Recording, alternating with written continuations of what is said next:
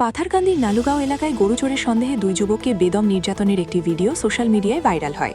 ভিডিওতে দেখা যায় আইনকে তুচ্ছ করে তাদের ওপর অমানবিক নির্যাতন চালানো হচ্ছে।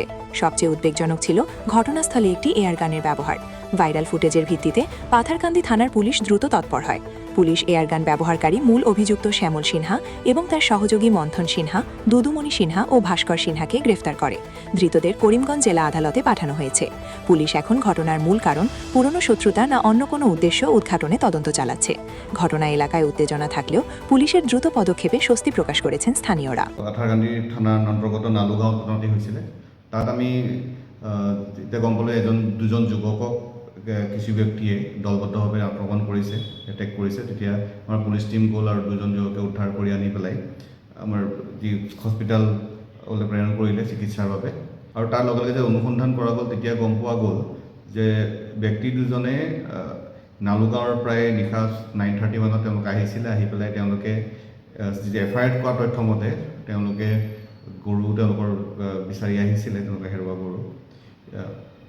কিন্তু এই ক্ষেত্ৰত কিবা ভুল বুজাবুজি সৃষ্টি হ'ল আৰু তেনেকুৱা সন্দেহজনক ব্যক্তি বুলি ভাবিলে আৰু সেই সকান্ততে তেওঁলোকৰ ওপৰত যি দলবদ্ধ আক্ৰমণ ঘটনা হ'ল।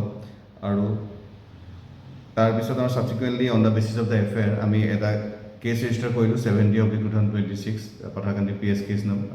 আৰু এইখনত অধিক অনুসন্ধানত আমি আৰু কণ্টিনিউৱাছ ৰেইড আমাৰ চলিলে। আৰু তাৰ ভিত্তিত আমি এতিয়ালৈকে বৰ্তমান 4জন ব্যক্তি আমি এৰেষ্ট কৰা হৈছে।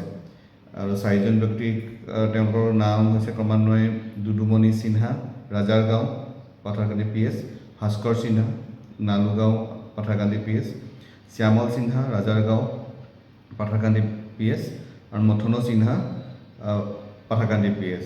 তাৰে তাৰ স্পষ্টকৈ আমি সেই ভিডিঅ'ৰ পৰা তথা আমাৰ লোকেল তথ্যৰ পৰা অনুসন্ধান কৰি গম পাইছোঁ এইকেইজন লোক জড়িত আছিলে। আৰু তাৰ লগতে যিজন এটা এয়াৰগান ইউজ হোৱাও আমি দেখা পাইছিলোঁ, সেই ব্যক্তিজনটোক বৰ্তমান কৰায়ত্ব কৰা হৈছে। আৰু এই ক্ষেত্ৰত সেই ব্যৱহাৰ হোৱা কিবা ধৰণৰ অস্ত্ৰ আছিল নেকি আৰু তাৰ উদ্ধাৰৰ বাবে তথা জড়িত অন্য ব্যক্তি যি আছে তেওঁলোকক কৰায়ত্বৰ বাবে আমাৰ অনুসন্ধান চলি আছে।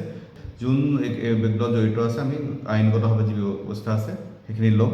তাৰ লগতে কি সকান্ত কিহৰ কাৰণে ঘটনাটো হ'বলৈ পালে, একচুৱেলি কি ঘটনা আছে, কিহৰ কাৰণে সূত্ৰপাত হ'ল, কেনেকৈ ঘটনাৰ আৰম্ভণি হ'ল, তাৰ ক্ষেত্ৰত আমি অনুসন্ধান চলাই আছোঁ।